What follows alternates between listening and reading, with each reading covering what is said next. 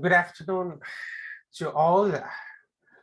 Today we are going to see speaking orientation. What exactly is IELTS speaking? Whether it is a UKVI academic, UKVI general, or IELTS academic, IELTS general, whatever test in IELTS, we do have the same format for IELTS speaking. Actually, IELTS speaking is a one-to-one interview where you are assessed your language or linguistic ability. There will be an examiner one side and the examinee on the other side, or the candidate on the other side. They'll be talking, he'll be asking some questions, and the candidate is expected to answer that particular questions. Now, let's see what exactly is this one-to-one interview is. Before that, we have two types of interview there, two types of IELTS speaking there. One is the online one, that is which is done on the computer. So you will be speaking online. Another thing is that you'll be going ahead with the face-to-face thing. So you'll be having a live interview there. So face-to-face. So you have two types of IELTS speaking. One, in a specialized setup, you'll be talking to the examiner online. The second thing is that you'll be talking to the examiner face-to-face. So for general module students, currently they have the online speaking, and for the academic students, they be having face-to-face still. Now, whether it's a computer-based test or pen and paper test, we still have the face-to-face interview, except for the general candidate students. So this is the updation of our speaking. We can divide our speaking to three parts. Part one, which lasts for 4 to 5 minutes. Part two, again, it goes with 3 to 4 minutes.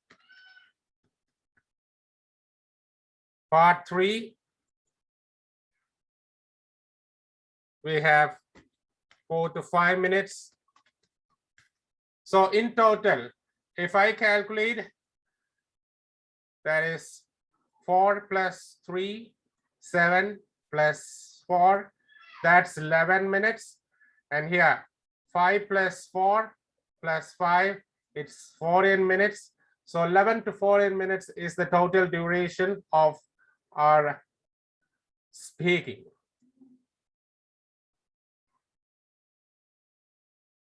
Just a minute.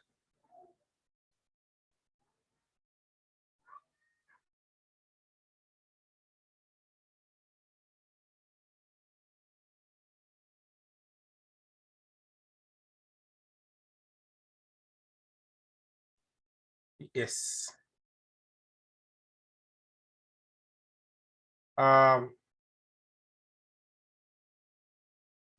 Yeah, we'll be continuing this.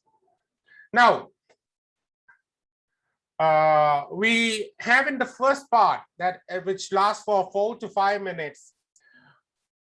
In the first part, the examiner introduces himself to you. So you will be getting, the examiner will be telling that my name is Thomas Edison. I'm an assistant professor in this college. I am your IELTS speaking examiner. my examiner number is 45125, and the candidate whom I am going to examine is Mr. Sophie Jacob. Her candidate number is 63891. So this is the thing that they'll be telling you. This is recorded. The speaking is recorded, whether it is an online or whether it is a face-to-face, both these things are recorded for administrative purposes.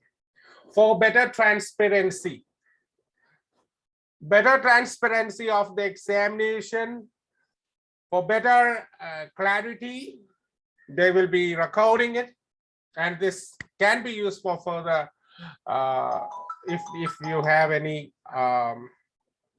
further clarifications you need it. So the audio will be recorded there. Now we are going ahead with first question.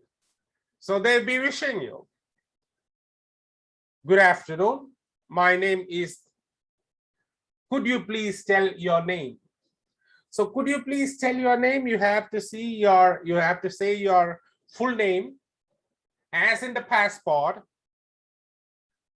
Then they may ask you, so as in the passport, in the sense, you need to say what exactly your name is there in the passport, that is including the surname, complete. Don't use short forms there.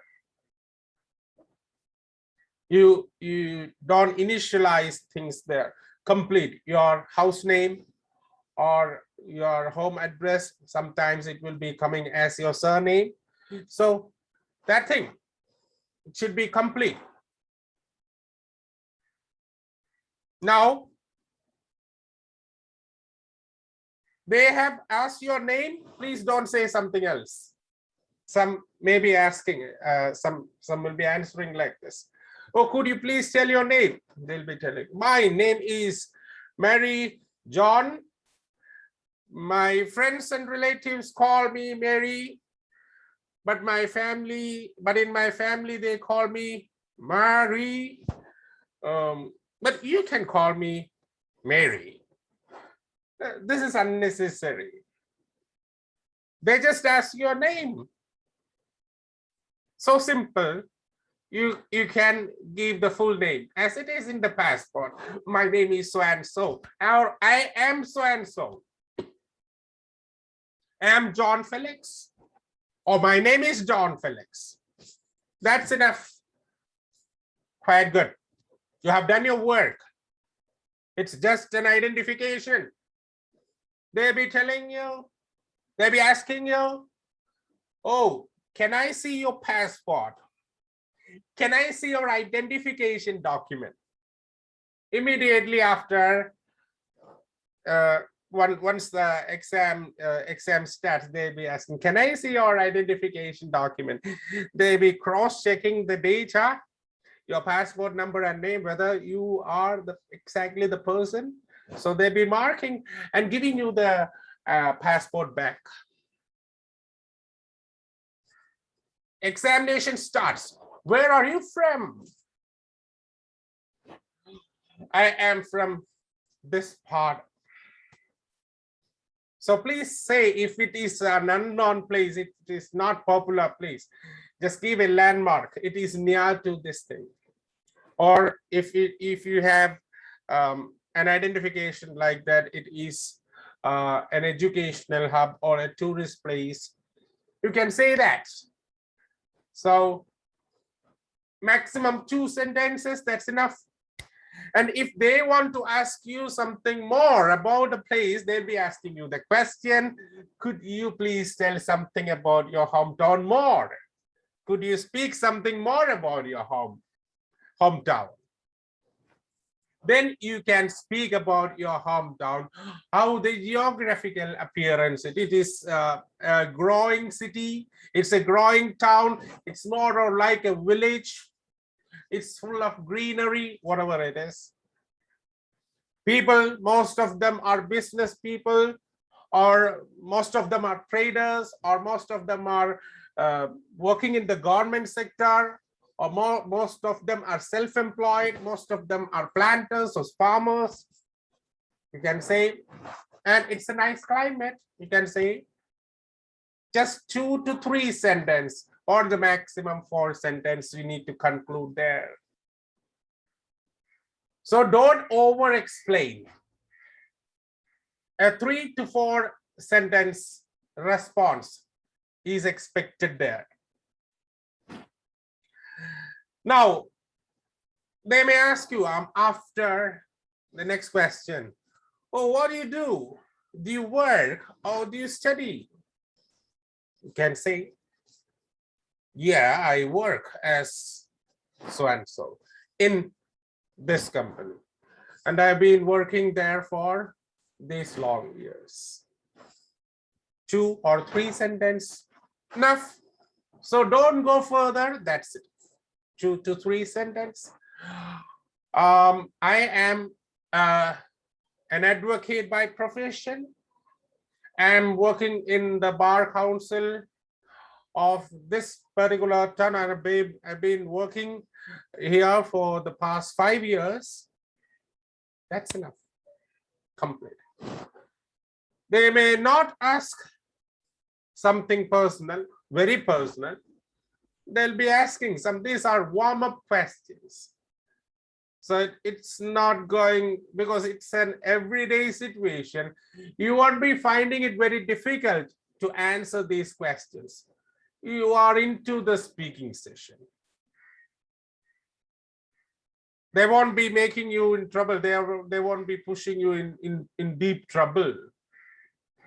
So you'll be getting some familiar questions which you can answer very easily. So what do? You have answered. Now, sometimes they may ask you something more about your profession. Was it your ambition when you were small to become like this? They may ask, they may not ask. Very few examiners, they may ask about your family. Not always, very rarely. Now, if it is asked, you can say, I am married, I have 2 children, or I'm single, or something like that. It's up to you, just 2 sentence or 3 sentence maximum. Now we are going with 2 topics here. So we are going ahead with the main part here in the speaking part 1. Here we have 2 topics. They may ask you about familiar topics like books, hobbies, TV watching, or something like that. So if they ask something about books, they may ask questions like this. Oh, do I read books? Yes, I read books. I like to read novels. In a month, I read at least 2 novels. Fine. Oh, okay. So when did you start this practice? Was it from the childhood, or you have developed after your schooling? So something related, 2 questions or 3 questions, or the maximum 4 questions on one particular topic. That's books. They may ask you questions about books, 4 questions maximum. They may not go for the 5th question. So you can expect questions. It's based on your response. Now, you may have confusion. So what they may ask is, do they have a script for speaking? Yes, they have a prompt, but it is based on the candidate's response. They can change the questions. The examiner asks the questions based on the candidate's response. Because the candidate may say yes. They may say, no, I don't read books. They may say, yes, I read books. They may say, oh, in the past, I used to read a lot of books. Right now, I don't. They may say in opposite, oh, I was very bad at reading, but right now I am very interested in reading. The candidate's response may be different from person to person. So it is not a set of questions. You have an outline there. The script outline will be there with the examiner. Based on the candidate's response, they will be changing the questions. So it is totally based on. So the examiner is in total control whether to conclude this in 4 minutes or whether they need to continue for another 1 minute. So 5 minutes. So the examiner, if you are not responding well, then they be concluding this particular session in 4 minutes. If you are responding well, you may get some more. You are going to give more response. The speaking will extend up to 5 minutes. That's the maximum time an examiner can go ahead with the interview. Within this time, the examiner will conclude the session. They will be giving you indication. Yes, thank you. Now we'll be going ahead with part 2. Now I'm going to ask you a cue card. The part 2 is a cue card. So before I go ahead, so they may ask you something about books. They may ask you something about hobbies. So when books are over, now let's talk about hobbies. 3 to 4 questions there. Then they'll be giving indication. Okay, thank you. Now we are going to speak on a topic for 1 to 2 minutes. You have 1 minute preparation time and you are expected to speak on this particular topic for 1 to 2 minutes. Remember, you be allowed with a pen and pencil and a paper on which you can make some of notes. It's up to you whether to do your notes or not. It is always good to make notes because it will be always helpful. Sometimes when you organize things, you need some hints there. So you mark, it is better to mark these things. So what exactly is part 2? Is a cue card or what we call a topic card. So what is a cue card? A cue card is a set of questions which is given to you and you will be having 1 minute preparation time on the stop. So preparing 1 minute. Prepare for 1 minute and then you are supposed to speak on this topic for a maximum of 2 minutes, a minimum of 1 minute. You are expected to talk. So I'll give an example. Okay, a book you read recently, when it was, where it was, how, what was the content, did you know, did you enjoy reading it?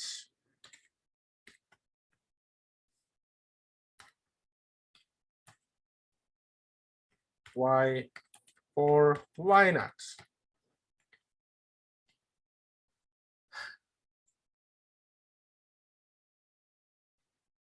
Okay, so this is a set of questions which is asked to you.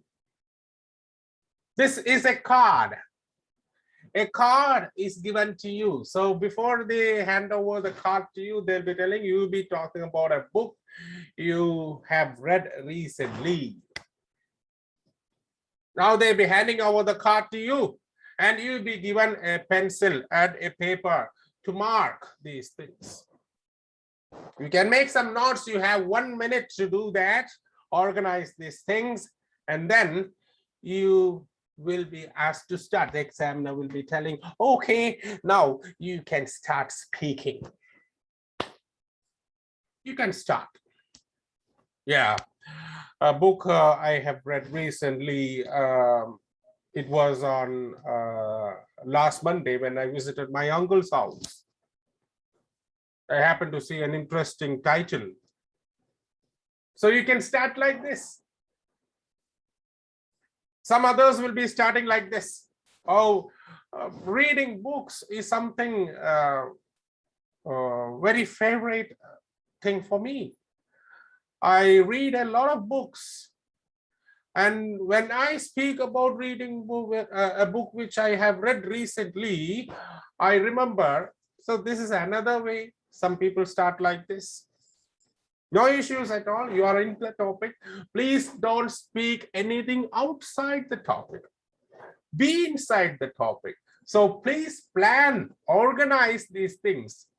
To be always, you have to be inside the topic, not to deviate from the topic. You have to be inside the topic. In the sense, you have 3 things to be taken care of. One is the time. You need to speak for almost 2 minutes. So organize your speaking time. That please keep in your mind. I need to complete this thing within 2 minutes, but I need to speak for near to that limit. So if I speak for 2 minutes and 5 seconds, no issues. The examiner will be interrupting you, and whether you have done the work by the time, good. If works are still pending, then your organizing capacity is questioned. Your ability to speak for 2 minutes and organizing these things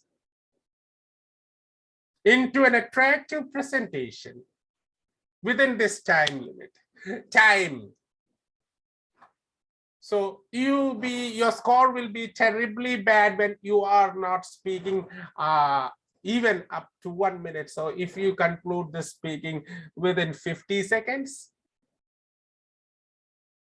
then your score will be terribly bad. So if you have spoken for 1 minute, 50 seconds, not completed 2 minutes, no worries, you have done your work. You are expected to speak between 1 to 2, between 1 and 2, 1 minute minimum, 2 minutes maximum. If you speak slightly more, no issues, examiner will be going to interrupt you, no worries there. Now, I told you time is the number one thing. The second thing is the topic. So which topic you are going to speak? Stick to the topic. Don't go and beat around the bush. Speak inside. You have a set of questions, and you are going to speak on this particular topic. Fine. And the last one is the tense. Use the right tense. If the question is asked to you in past, you have to answer in past. Present perfect, you have to ask in present perfect. Present, you need to speak. Use the correct tense, so don't mix up the tenses there. You have to use the correct tense. You be within the time. Concentrate on the time, organize these things within the time and the topic. Stick inside the topic. So many students, they organize like this. A book you have read recently, the name of the book, they'll be writing inside the circle, and they'll be marking like this. Okay, they'll be writing, scribbling, and then they'll be speaking on these things. So it is not compulsory that you have to look at the examiner from the beginning till the end. You can look at this notes if you want. It will help you to speak. So you can look, then you have to. Most of the time, you are expected to look at the examiner and speak. Eye contact is enough, is necessary to some extent. Always don't haste, stay calm, be in a moderate speed. You have to have the clarity. Some people, they'll be hurried through and we won't be able to understand anything. And we have criteria there, speaking criteria, that is fluency and coherence, pronunciation, lexical resource, and grammatical range and accuracy. So each of these criterion carries 25% of your total speaking score. So fluency and coherence, how fluent you are, how coherent you are, it is assessed. 25% of your speaking. So whether your mother tongue influence is affecting your speaking, or whether you are having the correct pronunciation. Some people, they say environment, wrong pronunciation. Information, wrong pronunciation. Receipt, wrong pronunciation. So you have to be proficient, correct pronunciation. You should not break the ideas, fluency, coherent, connect these sentences in a logical order, fluency and coherence plus pronunciation. Now the words which you use, the lexical resource, the usages in the language, the neutral language which is convenient for the examiner to understand, no complicated languages in a normal pace. So selection of vocabulary, using the correct phrases to express your ideas. And the last thing is grammar. Whether you are able to speak extended, you are able to handle extended things. Your brevity is also assessed. Whether you can speak in a brief manner, time-based manner, and extended talk, whether you can do all these things. So whether you can use these grammatical structures, see for example, not only but also, either or, neither nor, are you using such phrases while at the same time do some connections. So whether you are using all these things, you will be assessed. Whether you are grammatically wrong somewhere, penalized. So there will be always a question, if I make a mistake in between, what will I do? Yes, it happens. In writing, you can erase and write it. Or in a computer-based test, you can just erase and then you can write it, type it. But what happens when you speak? If I make a mistake, don't worry, you can correct it yourself. And if it is affecting your fluency, you are damn sure that it will affect your fluency, then please don't do that. Conditions apply. You have always the provision, the provision of correcting it and continue. It's always good, because mistakes are expected. It will happen. Some sorts of hesitations will be there. It will happen. It's quite natural. As far as it is not a severe problem, you can carry on. But don't see, for example, you should not have a complete break, a complete stop. Wait for around 10 seconds or 20 seconds blinking, then there is a problem. I can correct and continue. And if you are thinking that it will halt my speaking, I won't be able to continue if I correct, then you please don't do that. Continue. Okay, so you have the option of correcting. You won't be penalized for that. It's always good to correct yourself. And if it affects your fluency, please don't do that. Now, fluency and coherence, lexical resource, pronunciation, grammatical range and accuracy. These are the things that we have to see. Now, what we see in part 3. Yeah, this also goes with 4 to 5 minutes. What is the extended talk on abstract topics like giving tips,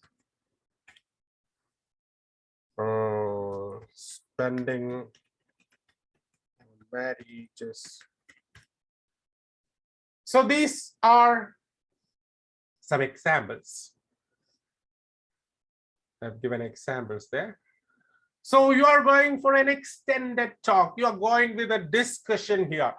So the examiner will open up the discussion on a particular topic.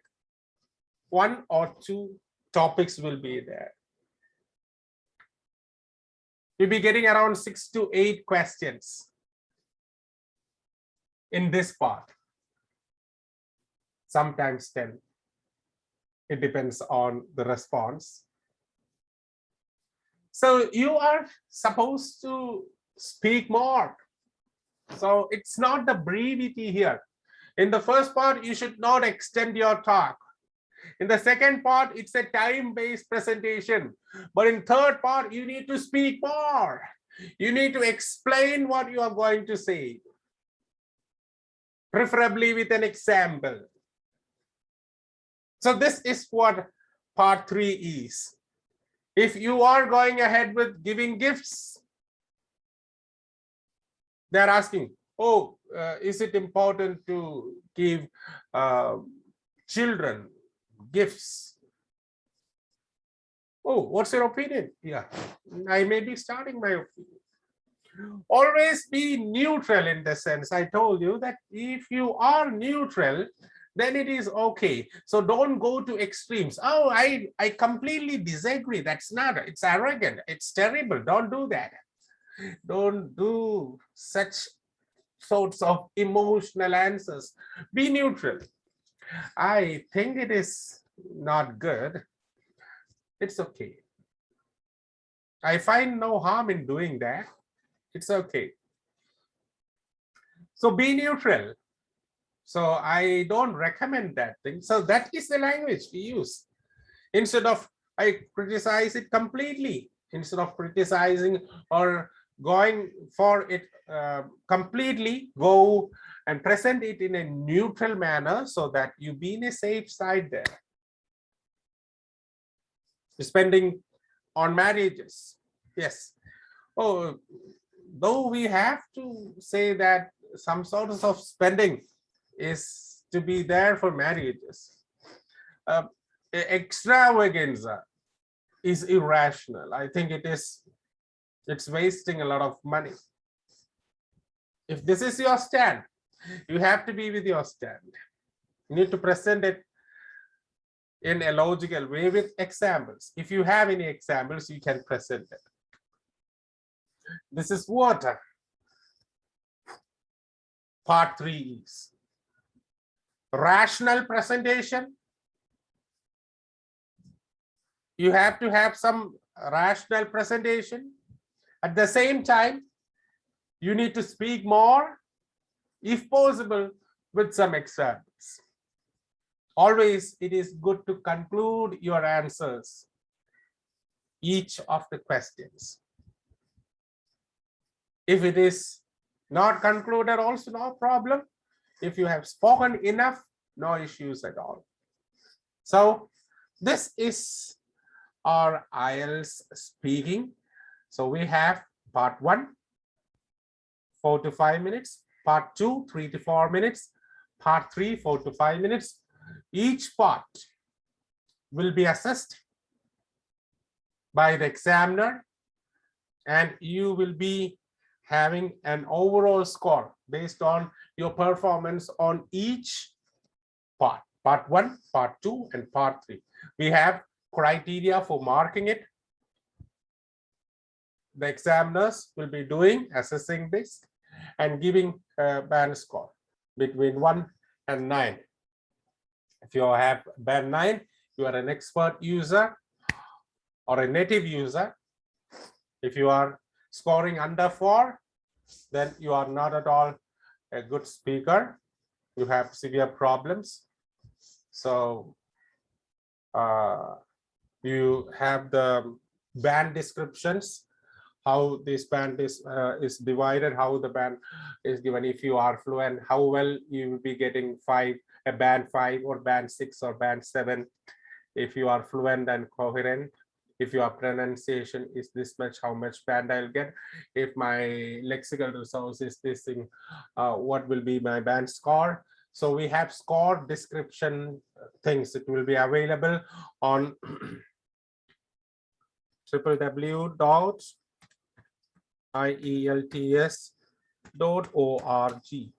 You'll be having the band descriptions there for listening, for reading, for writing and speaking. You'll be having the criterion, and the band descriptions also will be there. Thank you. Thank you all. Bye.